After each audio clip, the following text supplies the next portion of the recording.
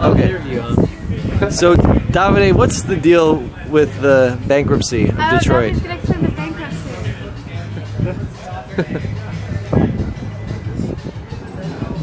Okay. Under federal law,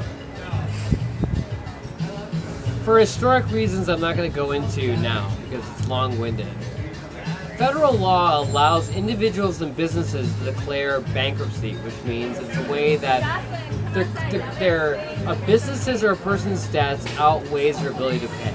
And federal law would say, no, you can declare bankruptcy and be protected that your few assets remaining can be divided amongst your creditors.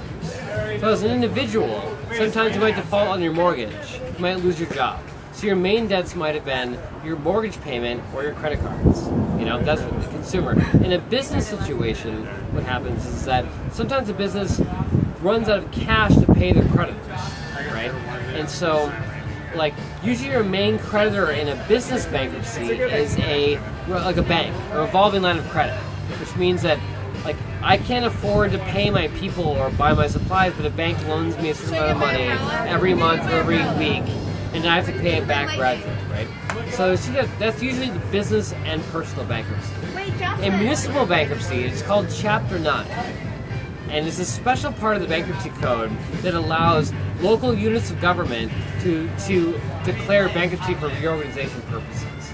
Now, usually in bankruptcy, it works basically like every other bankruptcy, either personal or business, but the twist on Chapter 9 is that municipalities have to run city government. So you can't just fold up your business and go away, right? You have to still take out the trash, pay police officers, pay firefighters. So there's a special species of it, right? But the idea is that cities have creditors, just like people and businesses have, and they have to pay off those debts. And it's the idea is that you declare Chapter 9 bankruptcy if your debts outweigh your ability to pay. Now, in Detroit's case, Chapter 9 is unlike a personal or business bankruptcy. Because in a personal or business bankruptcy, usually there's something called a secured creditor versus an unsecured creditor. So a secured creditor would mean that I have a security interest in something you own. If you're a person, right? You own a house. To get the loan, you have to give a mortgage on the property, right? So that's a security interest, which means that you have to pay back the loan in exchange for your security interest on the property. Now, the business idea too is if you have a revolving line of credit, the bank will take a security interest in all of your assets. Your property, your trucks, your equipment, your computers are leveraged for the loan. Now, in Chapter 9, a municipality cannot pledge those assets. City of Detroit doesn't say, hi creditors, here's all my cop cars, here's all my computers. You can keep that as collateral for the loan. It's all unsecured, which means the bondholders think, I'm pledging all these loans on the good faith of the city, right? Now in Detroit, to cut a long story short, there's two creditors in Detroit. There's pension obligations that Detroit owes their current and former employees, and there's also the bondholders that Kwame Kilpatrick borrowed a lot of money to pay short-term costs, right? And in bankruptcy, you're unsecured creditors. They're on the same platform, right? So in Detroit, you'll see that the pensioners or retirees who get $1,600 a month versus the bondholders from New York who lent Detroit tons of money are on equal footing, right? So Detroit only has so much money to pay, and they're going to fight about it. They're on the same footing. So it's basically the pensions versus New York. There's no secured credit in Detroit bankruptcy. They're all unsecured. They're all on the same level. Right. So the pension people who work in the city and retired 20 years ago, are on the same footing as the New York bondholders. So the city's going to have to pay them the same percentage.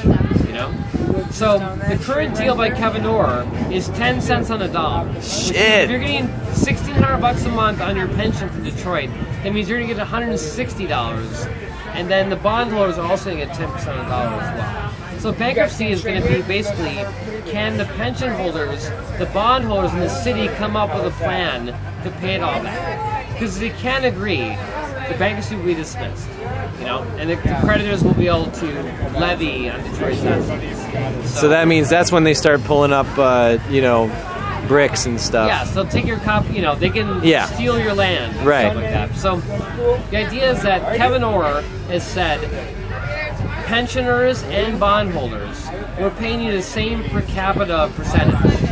You know, and it's up in bankruptcy. They're going to work it out. Like, well, can the city of Detroit pay more, pay less? Because the bondholders and the pensioners will agree to try and extract as much money from Detroit as they can, to get as much percentage on the dollar as they can. So they're going to join forces. Pre-bankruptcy, they're enemies.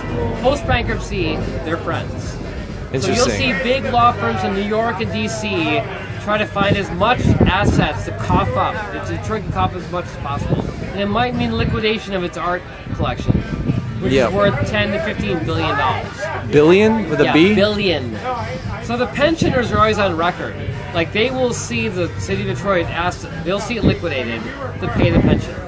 And the bondholders obviously will agree as well. So we'll see what happens. Sweet.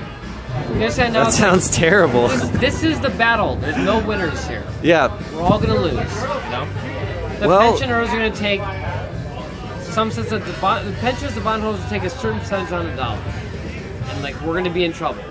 And, like, they have an incentive to make Detroit raise taxes, give up their land, give up their art collection. Like, they're on board together. So it's going to be terrible. Any questions, ask them in the comments. Peace. Oh, God, that was terrible. Oh, that was good. I don't know how to stop it, though. Hey, yes, okay, I'm sorry, the show's over, guys. See you later. Hey, bye.